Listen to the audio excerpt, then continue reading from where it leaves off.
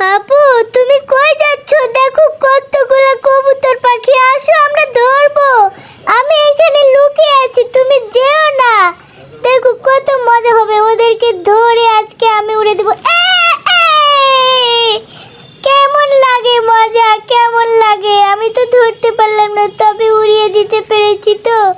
হ্যাঁ, পাখিগুলো কত সুন্দর করে উঠছে। আপু আছো? নিশি, তুই পাগল হয়েছিস?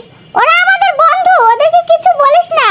আমি ওদেরকে কিচ্ছু বলি না, চুপ করে বসে থেকে দেখ। পাখিগুলোকে ডিস্টার্ব করবি না ওদেরকে। ওর সাথে আমার খুবই ভালো বন্ধুত্ব।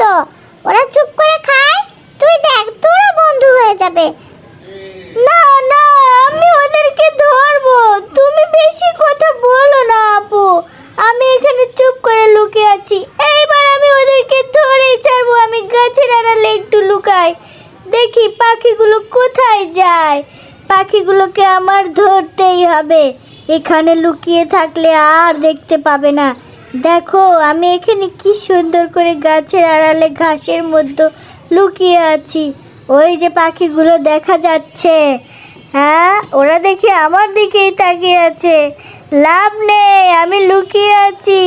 তোদেরকে এইবার আমি ধরবই। হ্যাঁ, আপু যতই মানা করুক না কেন আমাকে, আমি তোদেরকে এবার ধরেই ছাড়বো। উড়ে গেল, উড়ে গেল রে। ধরতে পারি না, এইবারও ধরতে পারলাম না। কি হাগু করে রেখেছে এখানে।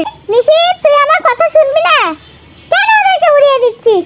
হ্যাঁ আপু, আসো না আমরা খেলি দুইজন একসাথে।